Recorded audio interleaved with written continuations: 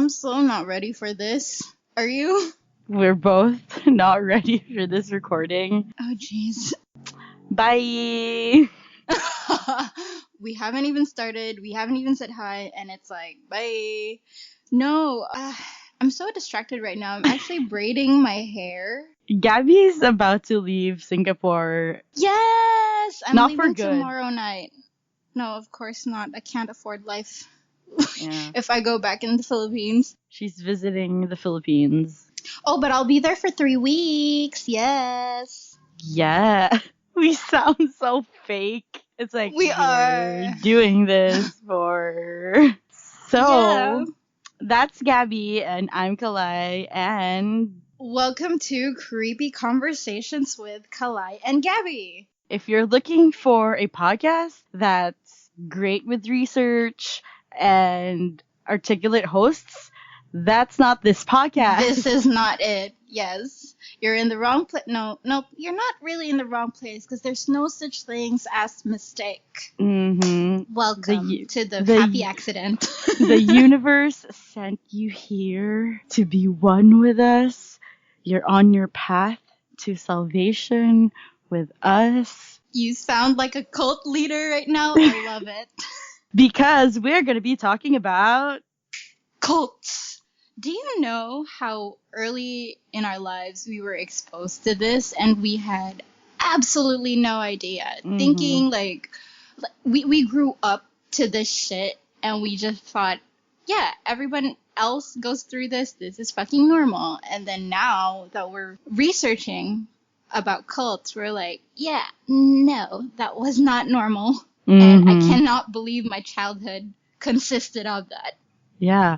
Also, I think because cults are like great in like blending to society, they look like they're normal. Yes. What do you call that? Communities. They look and feel like normal. I can't even say the word normal. They look and feel like normal religious communities, but they're actually not. So, Nope. Yeah. I actually came across a list of cults in the Philippines, and I'm not going to go through all the list, but one thing that struck me most is I read, and I hope I don't offend anyone. Honestly, I don't even care. It surprised me that Jesus Miracle Crusade is in here because my grandmother used to be part of this. This was her religion, and Her cult, you mean? Yeah. Well, they called it religion because it's kind of like a sector of Christianity, or so they say. But I just found it slightly weird because, my grandma used to wake up at like 3 a.m. every single day to sing praise songs for almost an hour, and then she'd go back to sleep after that. Because they said, like, that's their teaching, that's how they do things. What? And her neighbors must have hated her. That's for sure. What about my uncles and aunts who live in the same house? Like, yeah, you just gotta accept your mom, right? They have no choice. Yeah, exactly. So, yeah, she did that, and at the same time, she went to church every Sunday, like a good Christian. But what bothered me then was she was away for the whole day, and I was like, what? Are you sure you're going to church, or do you go straight from... Yeah, you go somewhere else straight from church or what? And then one day, she took me with her, because, like a normal grandmother would take your grandkids to church with you. And we went to this place that looked like an outdoor, like an open gymnasium. And they just lined up plastic chairs, and there was a platform in front that was a stage where the minister or pastor or whatever would do his teachings and stuff. They didn't call him that. But yeah, and they really did stay there from 9 to 3 or 4 in the afternoon. And even like to eat lunch or have snacks, they didn't even go out of the place. They just did every single thing there. And it's actually quite crazy because my grandmother also used to be quite vain. Like, she didn't go out of the house. No, not even just the house. She wouldn't go out of her room until she had drawn on her eyebrows. Like, she was way ahead of her times. But after, Oh, kind of like yeah, us. yes. No, actually, I don't have to draw on my eyebrows, Oh, but yeah, that's true. that's like bushy brows. But after my grandma, oh, and she also dyed her hair. Every Mm. time she would see a white hair grow out, she would dye it black or dark brown. But Mhm. after she joined this cult, she stopped doing all those because it was considered What? vanity. Yeah, it was considered vanity, so she stopped drawing her eyebrows, she stopped dyeing her hair, and she even stopped cutting her hair. So my grandmother had really, really long hair after joining the cult because they weren't allowed to do any beautification, they would say, What? because it was vanity. Yeah. That your grandmother must have been. Oh my god! I feel like I I would would. cry. Yeah, I would rather like kill myself than not be vain. That shit's so hard. That's like prison for me. I'm thinking the same thing, but everyone's just like, yeah, okay, that's her belief, that's her choice, and that's what That's their true. church. But it felt kind of forced. Well, to Mhm. me, that is because it was mandated by their church, quote unquote. But yeah, Mm. I couldn't believe that was actually a cult. Just saying. You were able to praise Experience. the cult's lord.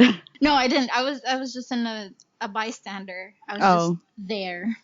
Oh, kind of like the same of like my experience is also the same. Like it's time to talk about myself, obviously, because Yes.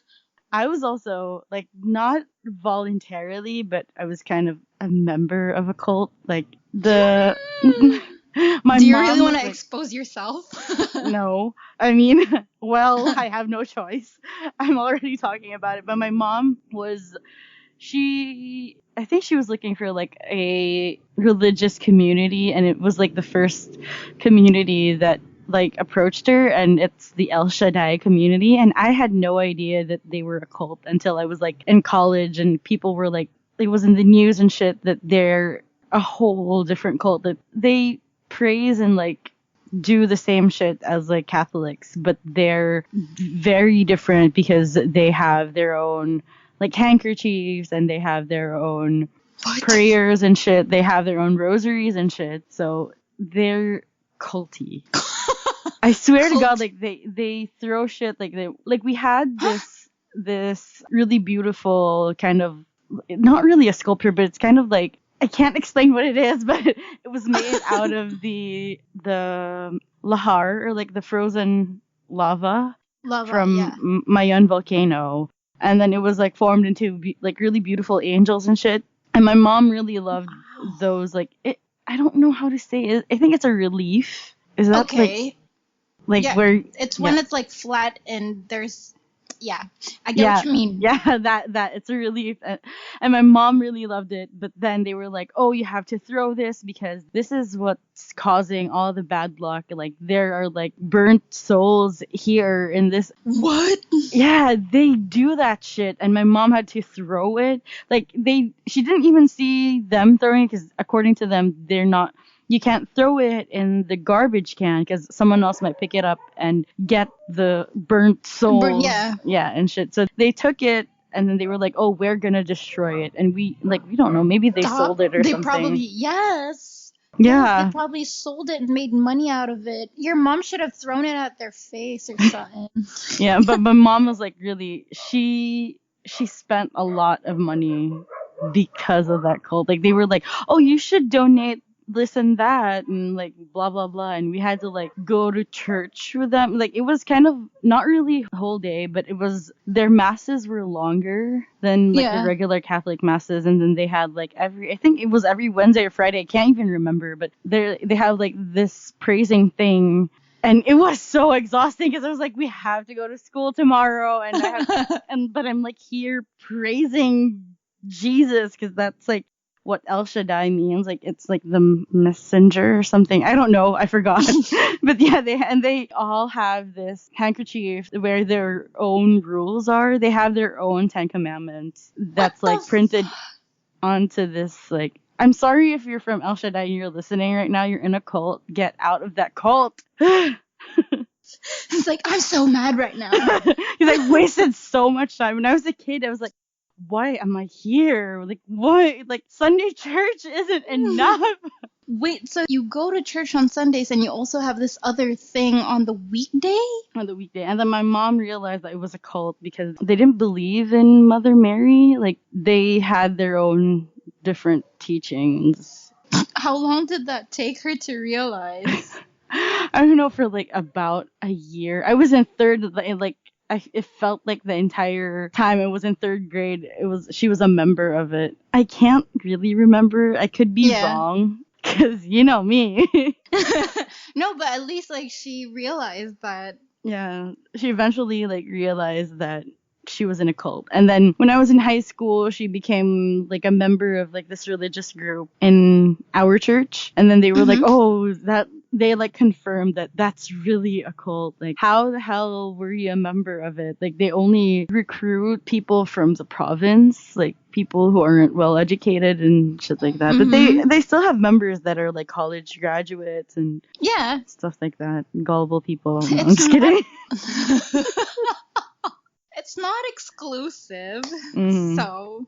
But they're a very big cult here. They have a lot of members. Actually, a lot of cults are huge in the Philippines, but most of us would not even consider it a cult and would just be like, that is a new religion or a branch of Christianity or Catholicism or whatnot. But I did some research and I found this really cool article. It's called The New Cult Phenomenon in Philippine Society. I found it in JSTOR.org. You guys should sign up for it and read as much as shit you can because it's very insightful. It's quite scholarly. Most of the articles they have there are thesis and... Is that how you pronounce the plural form of thesis? It's, yeah, whatever. Let us know at creepycombos@gmail.com. Yeah, and this book, no, sorry, it's actually just 23 pages. This article teaches you a lot about social psychology and how it links. Still an article if it's 23 pages? Like a booklet. A booklet, yeah, but this guy calls it an essay. Can you imagine like a 23-page essay? Yeah. Yeah, they're like essays that are like books. Actually, like a 100-page essay. Who does that? But yeah, this is an essay about the social psychology of cults, religious conversions, and whatnot. Anyway, going back to the website, you guys can sign up for it and you can read 6 articles per month for free. But they also have subscriptions and I have no idea why I'm promoting them, but... We're not getting paid for this, guys. Exactly. Go get yourself schooled, guys. Come on, stay woke. But yeah, this is... It's crazy because I thought if you just search the meaning of cult, you'd find it on Wikipedia or like Webster's dictionary. And they had this like different, studies by different people and they defined cults differently. So these guys Glock and Stark said that it is a religious movement which draws their inspiration from other primary religion of the culture. So it makes sense because then this is why we say, oh, it's just a different kind of Christianity and stuff. That's exactly why my mom thought El Shaddai was like, okay, just a religious community. Yeah, and then this other guy called Laughlin said that it's a little group which breaks from conventional consensus and espouse very different views of the real, the possible, and the moral. I have no idea what that means. Sounds smart. Yeah, it sounds smart.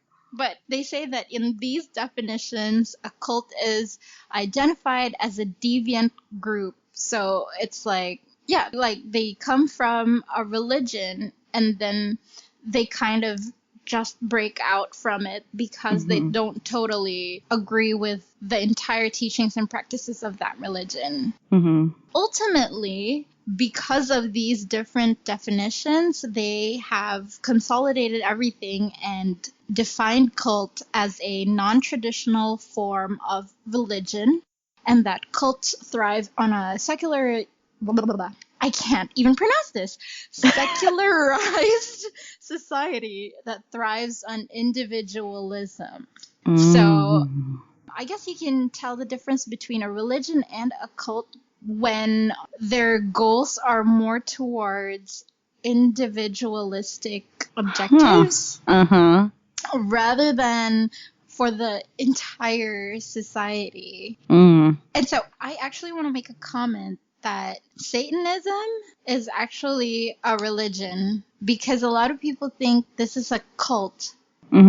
Although Satanism is quite individualistic in a sense that you believe you are your own god, or you make things happen for yourself, basically. But the whole theory or thought behind Satanism is that you make yourself better for the society. So it's like you're doing good not just for yourself, but also for others, which is why Satanism is a religion and not a cult. I feel like every religion there's a selfishness to it because a lot of people do good so that they can go to heaven. Like at the end, it's still, it's about you.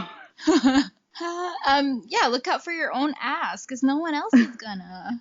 But if the group you're in or this so-called religion you think is an actual religion, you gotta take a step back and realize if it is actually doing more good to society than it's not. Because then it's a cult if it's not. Also, Catholicism was a cult before. It was an underground cult in... Shit, I forgot the place. I was like, I'm not going to write it down because I'm pretty sure I'm going to remember it. But yeah, I saw a documentary in National Geographic where they were talking about like the beginnings of Christianity. And so yeah, Christianity was basically kind of like a fan group of Jesus, an underground fan group of Jesus before. And then they like had a lot of members. Because, of course, Jesus is, like, this good-looking dude who's, like, the son of God. And also because they're underground, they gained a lot of members right away. And then they became a religion. And then they started bullying the Jews because of just, look at history, people. It's there. But then that's actually it. A lot, or if not all, religions start as a cult, and it becomes religion when majority accept it. I should start a cult. That's like my dream. We should start a cult. Gabby knows that. Like, I've always been like, I really want to start a cult. It's like, low key, high key, whatever key. Start a cult. I've put that out in the universe. I want to start a cult. If you want to join my cult, let's save the universe and create this cult.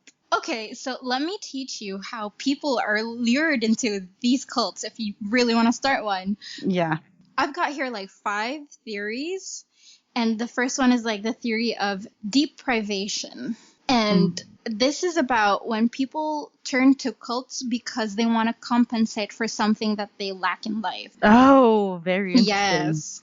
So it's probably stemming from a lack of economic status or psychological disposition or health. That shit that you're talking about will come back later in my story.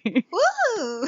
So yeah, that's the first one. Another theory is the theory of anomie and disorganization. So it's like migrants are easy prey to cults because they've been recently uprooted from their ties. And so there's this thing called cultural shock, and they don't know what's common or what's normal in the new place that they're in the new environment that they're in, and they just want to fit in and they want to find belongingness. And so it's easy for them to get into a cult because they want to belong. Oh my God. Sorry to cut you off, but it's a religion here in the Philippines, but it's obviously a cult. I'm not going to say what it is because there's like a lot of them. Oh my And we have like a close friend I'm not gonna, who's a member of it. I actually think I know what you mean, but Yeah. yeah. But that's actually how they gather members. Like in the US, they're like, oh, go to Filipino communities and like recruit people. Mm-hmm. And yeah, that's their, is it modus? I don't know. It could be. That's their thing. No, but this also goes back to the comment you made wherein the El Shaddai thing, Mm-hmm. they target more of the provincial people because even if you don't necessarily move to a different country, moving from the province to the city is still migration. Yeah, that's like a huge culture shock. Yeah, so there's that.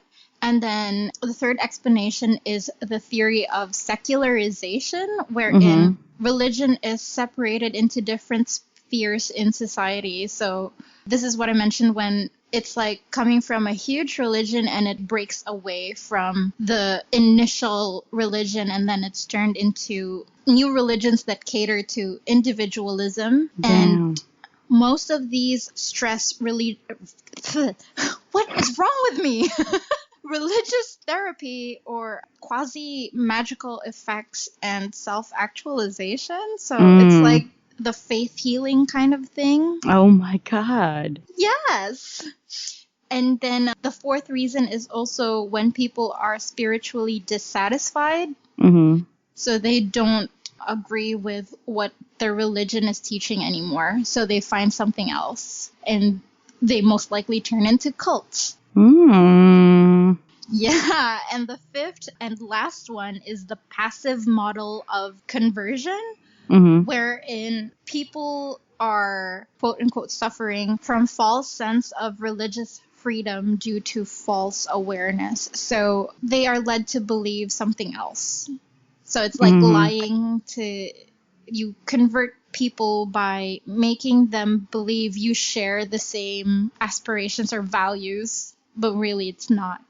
So that's why they convert, because there's false awareness. Jesus. All of the 5 that you mentioned, I feel like you can like all find them in the story that we're going to be covering later. Ooh, oh no. What's there? Oh my god, I really need to say this. The false awareness thing, my grandmother was told by their church that year 2000, so like everyone believed year 2000 would be the end of the world, right? Yeah. And she bought lots and lots of sacks of rice because they were told that their religion would be saved. And because it is the end of the world, you have to prepare. You know what I mean? And so the world didn't end. We had a bunch of rice that we couldn't finish and just spoiled. It's such a waste of money and shit. But yeah, that happened. Shit. Oh, that's actually, the religion that I mentioned earlier. Like their churches, you know how their churches are always all formed in a certain way? Oh, what way? Like, can you picture their churches right now? Like they're all in the same shape, right? Because according to them, God, yes. like I'm not saying the name of the church, but I'm describing their church in a certain way. They're like the only religion that has like a uniform church. They do. All their churches look the same, and you know what? If you search cults in the Philippines, they're the first thing there's the first search results. They're the first one. Also, they have in YouTube, they have the one that I showed you guys. Yeah. For kids, they have like follow the church administration and shit, and it's so fucking culty. Like it's the themes. What is it? The anthem. That's what it was. Like how are you okay with this? You're in a cult. Jesus. They're asking for your money. And shit. And they even, why am I so angry? And also the reason, back to their church, the reason why it's formed that way is because they believe that if the judgment day will come and there's like going to be really big earthquakes, the form of the church will save them. Which is funny because during the 2016 earthquake here in Cebu, Philippines, the church Their got church destroyed. got destroyed. They probably didn't have the right followers. But yeah, you know what? You know why these cults flourish? There's this thing called activist paradigm. What is And that? it's a model of religious conversion wherein a cult is basically created from a person's reaction to traditional passivism. So it's like an outcry, an activist outcry against passive things that are happening, you know. So a person is striving to achieve meaningful change in their life experience. That's why they start this group, because they have their own beliefs and they feel like their current situation is not making it happen for them. So they make the cult. And this is linked back to Viktor Frankl's psychological theory of existential psychology, which is searching for the meaning in life. Yeah. So the leaders of these cults create that because they are searching for the meaning in their lives. They want to do something activist. Oh, I actually have like a list of like characteristics of cult leaders. It's kind of different from the definition of what you just said. So I got my sources from, I read a couple of books about it. So I got my sources from Misunderstanding Cults by Benjamin Zablocki and Thomas Robbins, and Killer Cults by James J. Boyle, and Combating Cult Mind Control by Steve Hansen, Psychology Today, Live Science, and Radio Free Library Europe. So those are, I had to check all of them to see what the characteristics of, I say it weird, characteristics, what the That's characteristics right. Cult leaders are. So cult leaders, let's go to like the little bit of positive part of them. Cult leaders are charismatic. So they know how. I was thinking that. Yeah, they know how to make you feel loved. Like that's their main talent. I don't know what that is. Their main quality. Yeah. They have a connection to God or the universe, and they are intuitive and are good at reading people. So I think that's how they can tell what kind of people to target. Because they're good at reading people. And then they're also storytellers, and most of the cult leaders often love to write. Which is like, dude, I have that. I can totally be a cult leader. This podcast is going to turn into a cult one day. I swear to God. If you want to join my cult, come on. My cult will be about saving the world. So, yeah. And then... That's what they all say. No. This is totally different. That's what they all say, too. And they're also good at promises. So... negative things about cult leaders, which they rarely show, and they're so good at hiding this. Like, they're good at twisting things to make people not see the side of them. So they're usually vain, and they dress in a certain way. Like, if you look at all of the famous cult leaders, and sorry, the dogs in my neighbor, yes, they have their own podcast. Remember, they're trying to keep our connection. They're trying to keep the connection. That's the theory we have behind them. They're crazy. So yeah, let me go back to the cult leaders. So they dress in a certain way. So they like to present themselves, and they kind of are like businessmen. Yep. They kind of like have their own brand of themselves. We should have a brand of ourselves too. We should start thinking that way. We're like the goth cult leaders. And then they will often mention the path of salvation. So they don't really say, like, come join my group or whatever. They will usually be like, oh, I can help you find yourself or lead yourself to the path of salvation. So they're usually like that. They're not usually like, come join us, but they're usually like, it's for you. Yeah. Save yourself and shit like that. And then they will often set up. It's funny because I just realized that I'm bad at pronouncing this word. Hierarchies. It's fine. I what know. Do you mean you're bad? But I feel like it's like, I don't know how to explain it, but do you ever say a word and you're like, I say it weird? Yes, but I just can't remember what word it is. Yeah, so that's hierarchies for me. So yeah, back to the cult leaders. They often set up like hierarchies. So they have like you'll be my right hand person, and then you can have like a secretary, and then we can have like a group, like they could be like the board leaders or the board members and shit like that. They're good at making you feel like you're important, so they Yep. will set up hierarchies to make you think that you're like, oh, I have to work harder so I can be like the head priestess or whatever, like I could be the secretary or the treasurer or shit like that. Yep. Like it gives you a goal to be closer to the cult leader. So that's a thing that they do. And then they're not afraid of authority. That's why they create their own authority. And they usually have problems with the religion where they belong to in the first place because they're not afraid of authority. And they will, usually when you look at cults, they have a way, like Scientology, they have a way of like, oh, before they were removed as a religion, so they kind of abuse the IRS to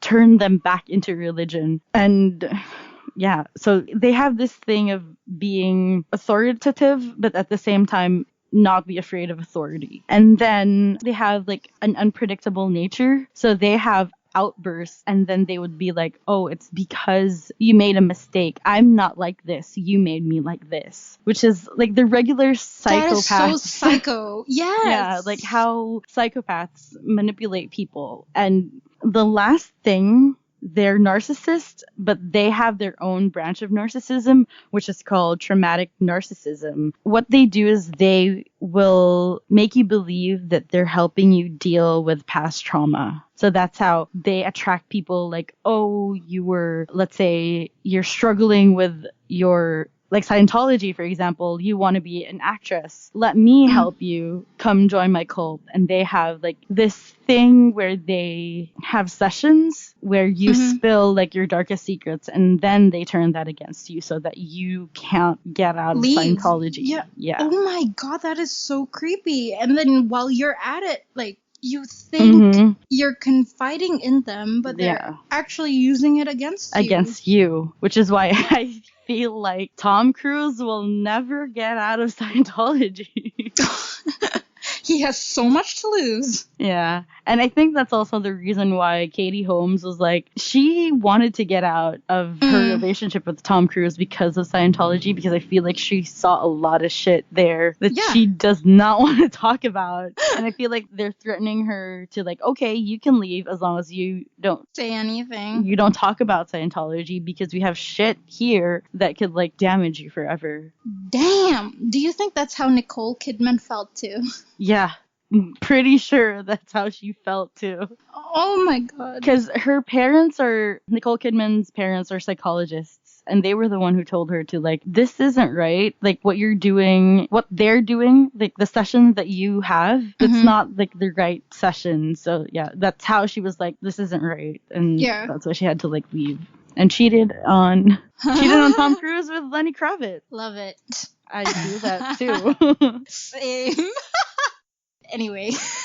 But yeah, so that's why people, they usually can't tell that they're in a cult because they feel like, finally, I feel important.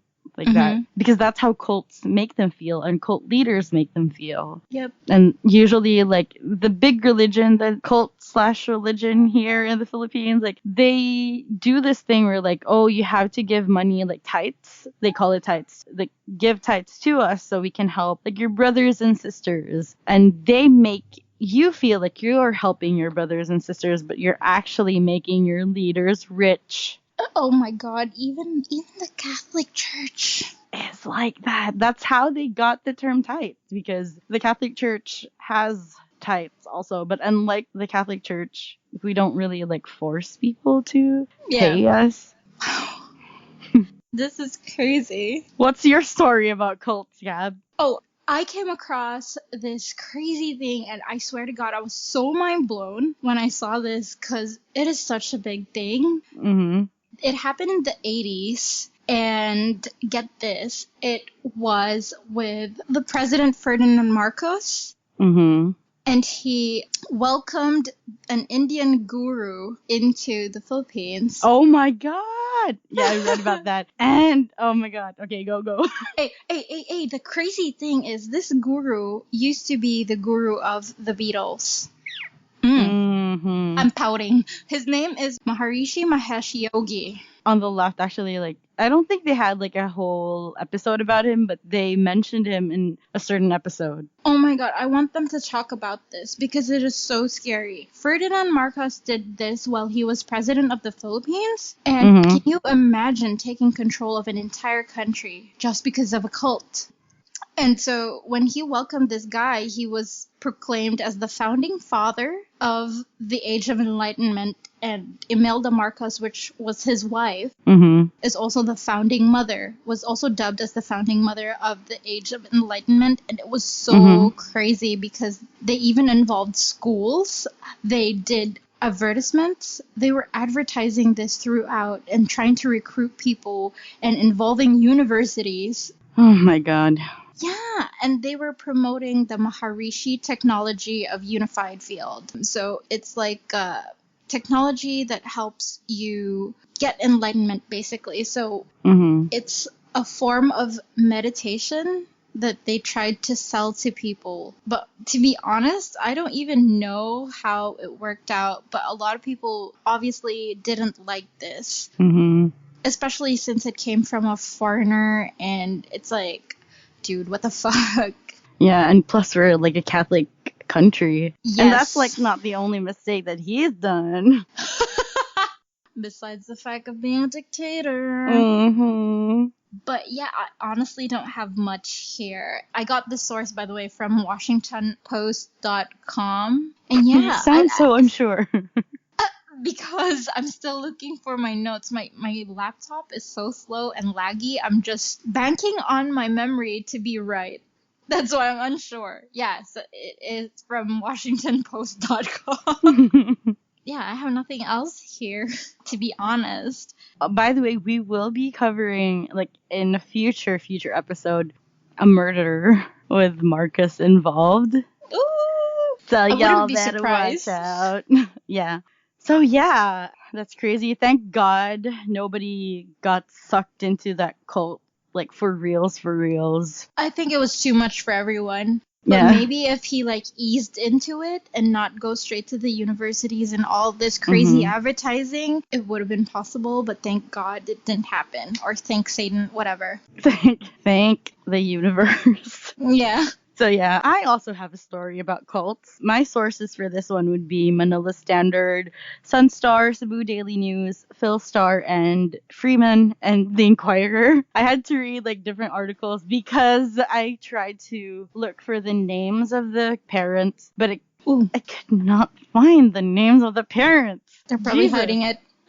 But yes, so I'm going to be talking about the cult of, you might be familiar with this, Gab, because it originated in Cebu City. Well, no, not Cebu City, but in Cebu, where we're from. You sound so proud. This is not something to be proud of. It's not something to be proud of. But yeah, the name of the cult is Diyos Amahan, or in English, God the Father. For those that are from the Philippines, this is a different religion cult from Pagtulunan sa Diyos Amahan, which is in English the teachings of God the Father. So they're two different cults religion. So yeah, this cult started back in the mid-'80s, or could be before that, but they gained a lot of followers during the mid-'80s. What is up with the 80s? A lot of, I feel like, the drugs and shit. Are you blaming this on the hippies? Could. Not saying anything. No comment. No comment. So yeah, the founder is Castiano Legaspino, but let's not lie. People from the Philippines call him Casiano. Yeah. They call him Tatay Loloy. He was said to go somewhere for a week. So he was just like a regular dude who was suddenly like, I'm going to go somewhere. So he disappeared for a week. According to the article that I read from Sunstar, the writer speculated that Casiano disappeared in Balamban, which is a province in the mountainous area of Cebu. And that's also where the cult originated. And it's also, for the history buffs that are listening, it's also the same province where the 7th president of the Philippines, Ramon Magsaysay's airplane crashed. Yeah. So after disappearing for a week, Kashana came back with a habak, or in English, an amulet with writings on it. And the only phrase that could be understood is the phrase Diyos Amahan, or the name of the cult, God the Father. And the other undecipherable words were supposedly an orasyon, or invocation prayers of action, or prayers asking for action. So yeah, that's that. Because of the amulets, Kashano became like... So there are a lot? Like amulets? Oh no, what? Why did I say amulet? Because of the amulet, he became like kind of indestructible. So bullets and spears are supposedly unable to penetrate his skin. So this is why the people are confused between this religion and the teachings of the other cult that I mentioned, because they're also bulletproof. They also have that thing. What is up with people being bulletproof? There's also one, it's called Haring Bakal, which translates to Iron King. Yeah, I saw the process of like how you become Iron King. Oh my god, it's so scary. Yeah, I don't get... Anyway, so yeah, he basically became like Luke Cage, the Marvel superhero. And according to the people who knew him, his aura changed and he became more confident. So he was just a regular person before, like a regular old dude, and he became like Mr. Wow when he came back like after a week. Oh my god, we should go there. Honestly, where did he go? What did he do? Exactly. I want what he's having. Maybe he just discovered drugs. It's probably shrooms, because it's in the mountains. Yeah, or maybe weed, because Balamban has like... Yes! Like a marijuana farm like there. Farm, yeah. And yeah, so he became like what usually happens with people with magical amulets. He became a healer, and he predicted the future. Jesus. And what he did was like, he would do it for free, but then like once he healed the people and like, or like predicted their future, the people who he does his service to would like give him tips and like give him gifts. Kind of like us, where we're doing this for free, but we still suggest our Patreon, even though it doesn't have content. Well, they can always just donate on PayPal. Yeah. But anyway. Did we ever like give out the link for that? We'll give that link out to that we later. We will have it in our website somewhere. Somewhere, yeah. Anyway, back to Kashano, or Tatay Loloy. Because of the donations, he became rich. And then with his riches, he was able to reach out and support the struggling farmers. Like, you remember, like, in... Oh, that's nice. But also, like, he didn't really, like... It wasn't for the sake of helping. It was kind of, like, for the sake of having followers, which is, like, what you mentioned earlier. Right. Right. And the struggling farmers were also, like, willing to, like, listen to him because they were kind of disappointed at not getting help from the Catholic Church and the government. Yep. And also the fact that he still practices Catholicism and prays to God for strength when he performs his healings and his readings. That's why they're still kind of comfortable, because this is still familiar. Yes. Yeah. Oh my God. Which was like also what you mentioned earlier. It makes sense. It adds up. It's like a branch out of Catholicism, but he made his own religion. Mm-hmm. And like he claimed that God made him like bulletproof and shit like that, which is kind of like the reason why I chose this story, because when I was a kid, my mom brought me to, also in Balamban, to have my palm read. Yeah. And this was like exactly sounds like the same cult like the dude had, because like he had like complete statues of like every saint there is, like every saint that's like familiar here in the Philippines. And he had like a huge statue of Mother Mary, and he had like rosaries everywhere, and then he would pray before he would read our palms. And he had like pieces of paper where he would like dip in holy water. I wish I met your mom. She sounds like a really cool lady. She was before she became religious. And yeah, so, and also when I had my palm read, he said that I was going to be a great leader someday, which is not true, but I could still be a cult leader. Exactly. That's what he meant. That was the sign. That was the first sign by the universe. But yeah. Anyway, back to Tatay Loloy. But they had different names. Like, I can still remember the name of the dude. Mm-hmm. That's not him. This is not him. Okay, good to know. And because the government at that time had failed, like before in the 80s, the government really like pretended the people in like the mountainous area in Cebu, they pretended like they didn't exist. So yeah, they failed to provide health services. Yep. So the farmers, because they don't have health service and education, they would turn to the faith healers because they kind of believe that they could be healed, when actually maybe, because for me, maybe what these faith healers are doing is just getting medicine from actual doctors and then like crushing them up. Yep. And or they could be doing like the Chinese way of doing it, like getting herbs and shit, and you could be cured. Or it could be placebo. Right? Because like we'll never know, and people are already thinking, but we can't blame them because, you know, that's all they because have. Yeah, and the government didn't do anything.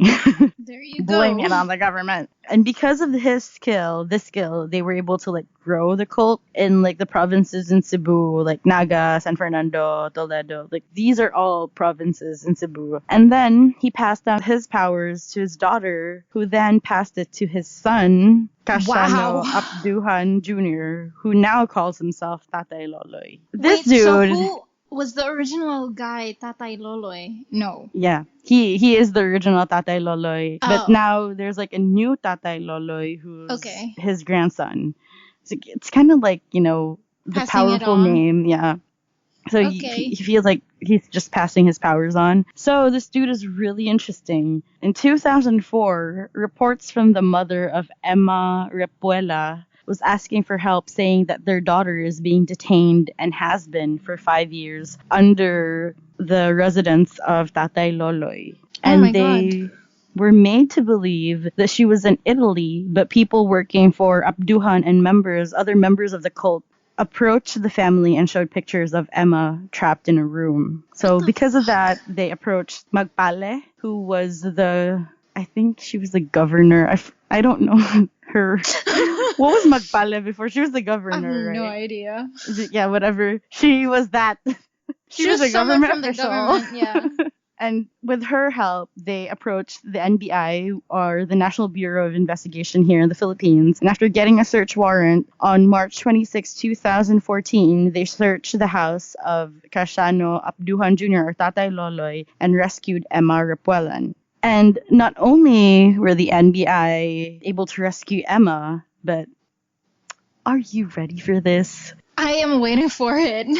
They were able to exhume the skeletal remains of a young boy in a tunnel below the Abduhan's home. Oh my god. Yeah, and the remains seem to have been like there for a year or almost 2 years. And they found out that it was skeletal remains of a 14-year-old boy who was the son of the help and also members of the cult. Wait, what happened? Oh my god. Yeah. Let me just get back to Emma Repuelan real quick, because before I tell you the story about the young boy. So Emma Repuelan actually denied that she was trapped. That she said that she could leave whenever she wanted, and it was the same thing that Tatay Loloy said when he was detained. So he said that she could leave anytime she wanted. Like no one was there to stop her. She wasn't bound or anything, which was true. In the picture, she wasn't bound, but she was like trapped behind. She was trapped in a room, and she was like threatened to leave. Whenever she would like try to leave, she was threatened and shit like that. And that's what the members of the cult who were living in the Abduhan's residence were saying. And then the sister, Emma's sister, who's also a very like religious member of the cult, even requested her release in return. But the parents were told that Emma was actually chosen to be the Holy Virgin and was brainwashed. And so they kept saying, according to the other members, Tatay Loloy was actually saying like, oh, your family is like ruining your life. Like, let me help you get out of that situation and tell them that you're just going to Italy, but you're just actually staying here with us and worship God with us and be religious with us and now be part of our religious family. Oh God. So that's what happened. And it turns out that they eventually paid for the NBI and Magpalo actually paid for Emma to visit a psychiatrist. And she was actually diagnosed with Stockholm syndrome because she really believed that she wasn't detained. And even after her release, like, she wanted to go back? She went back to the house. Oh, shit. Yeah. And that's why they were goosebumps. they were having a hard time. What do you call this? They were having a hard time with the case because she herself would say that she wasn't detained at all, that she was fine. She was okay, yeah. She did, like, all the things that she was doing was, like, her decision, but other people who were afraid to testify against Abduhan kept telling the family that she was brainwashed. Yeah. And even up until, like, at that time, she still believed that she was okay, like, she wasn't harmed at all. Wow. But the family really pushed and, like, filed a case against the Abduhans because of what happened. Random question, and I don't think it's gonna matter, but why Italy? I don't know. It was just that. That was the thing that they thought that she was there. For 5 years, they all thought that she was in Italy. They didn't know that she was just in their neighborhood. Oh, God. 5 years, that's a long time. Yeah.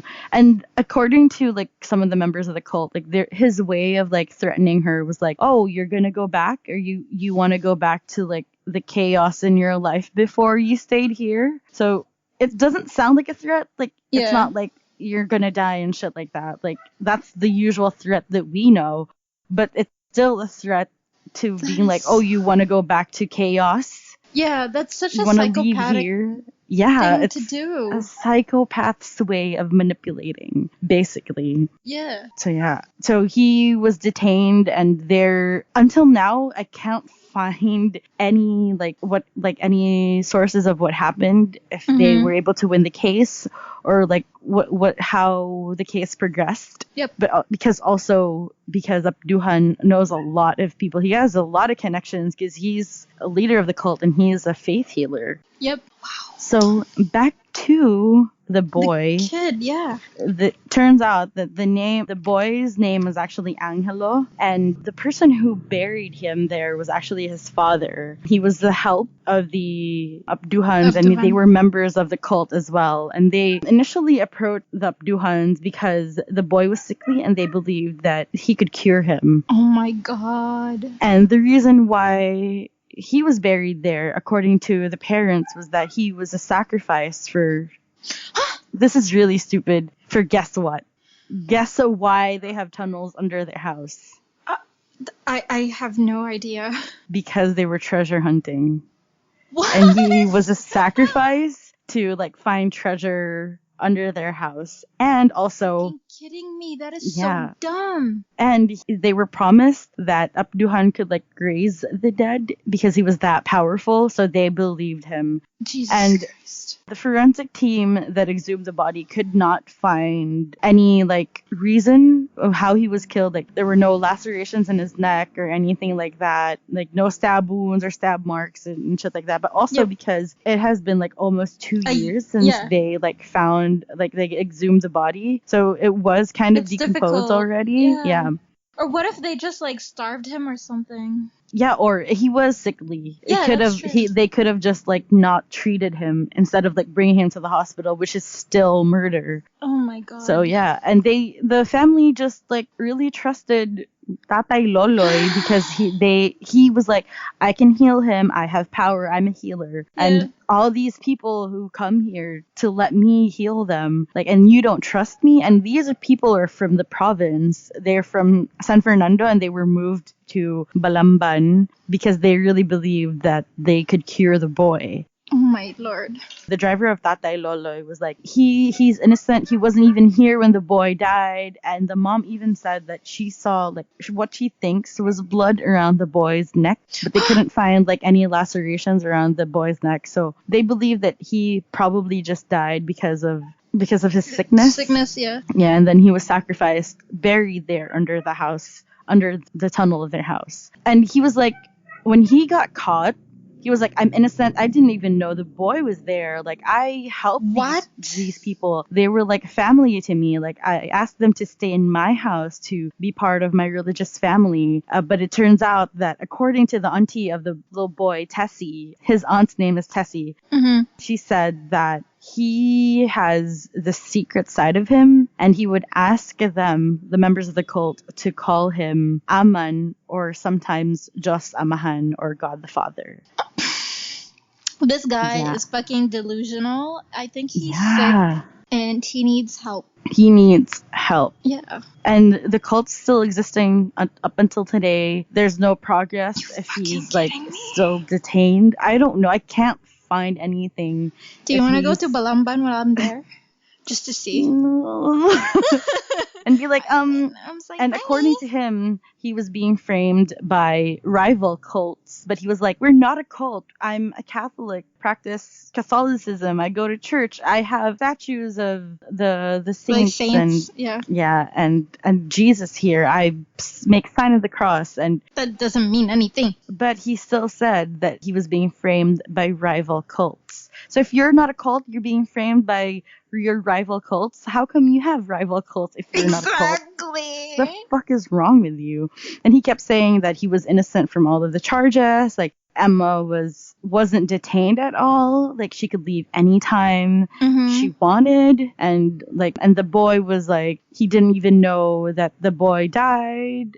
But he was like, he's living with you, dude. He's living with you. You didn't notice that the kid was gone? He's a Gone, 14-year-old yeah. sickly boy that you promised to heal. And you didn't know that he died? Like, the fuck? And if you were really innocent, like, you'd go bury him in proper burial. Bring him to, like, if you're really religious and you believe in Catholicism, bring him to church so he can be blessed by the priest. This is not why you. we need free education and free healthcare. Because, my God, these things are so rampant. I think, like, this is just scraping the surface of what really is going on outside of the city. And it's just the things we find out because people complain. But if they don't, then we're not even sure what's going on. Yeah. It is so crazy. And this is like also the thing where this isn't like the first time I read about this and heard about this, where the leader of the cult has children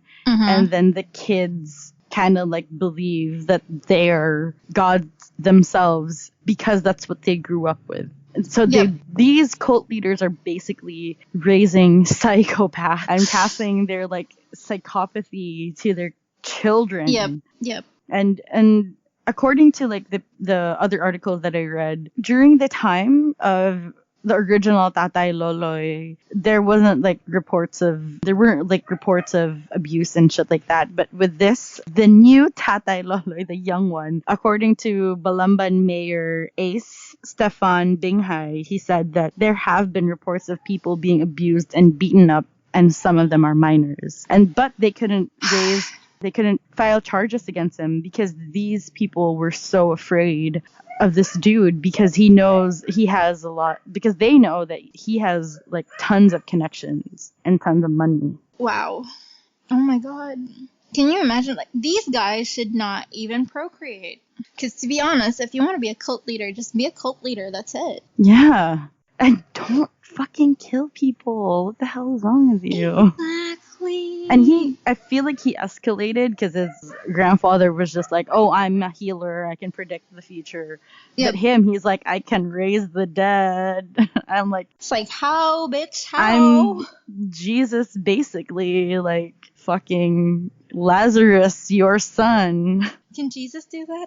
Yeah, Jesus raised Lazarus from the dead. Oh, yeah, right. Fuck. Yeah. He could have been just in a coma and be like, what's up, Jesus? True. That is true. It could have been just a coma. Yeah, right? Maybe he had like a faint pulse or shit like that. My God, but still. Oh, wow. Yeah, and that's the story of the cult of Just Namhan. It's still an ongoing story. I don't know if it's going to be solved. Or whatever. I swear, we should really visit Balamban. We don't even have to talk to people. I just want to see the place. Do you want to? I really want to. Yes! Okay, we've got that plan. It's like we have cars. Penned. We don't even have cars. We can ask Luib for it. You know, we can pull some strings. It's not even that hard. Balamban is quite near to me, I guess, right? It's at the center of... There is a shortcut somewhere. There's a shortcut. That's true. Ooh, guys, wish us luck. And also, don't forget to... Yeah. Oh, but if you're from Balamban, like, let us know if you know stories about just amahan, because apparently, like, a lot of people know about this shit. Like, let us know. They can message us. I have a friend who lives there, actually. Oh shit! Yeah, me too. We can ask them. Let's and ask also people. Our listeners. If you know and we're wrong, let us know. And don't forget to click like and subscribe, and also don't forget to review, rate 5 stars. Yes, 5 stars, please, please, please. If you hate us, just give us 5 stars, man. Yeah, give us a break. Just tell them we made you do it. Yeah, the government made you do it. Yeah, the government made you do it. On iTunes and Spotify, and don't forget to follow us on our socials. Yeah. That's at Creepy Convos. If you want to join my cult. Yes. Message subscribe. Us on Twitter. Yeah. And subscribe. We promise we won't kill you. Just yeah. We're just gonna change the world and ask you to like and subscribe and give us 5 stars. Exactly. So thanks for We're like basically whoring ourselves out for 5 stars. You gotta do it for yourself because no one else will do it for you. This is your way to enlightenment, people. Join us. Yeah. Thanks for creeping, you fucking creeper. And remember, the government is always watching you. And let's start a cult! Boy!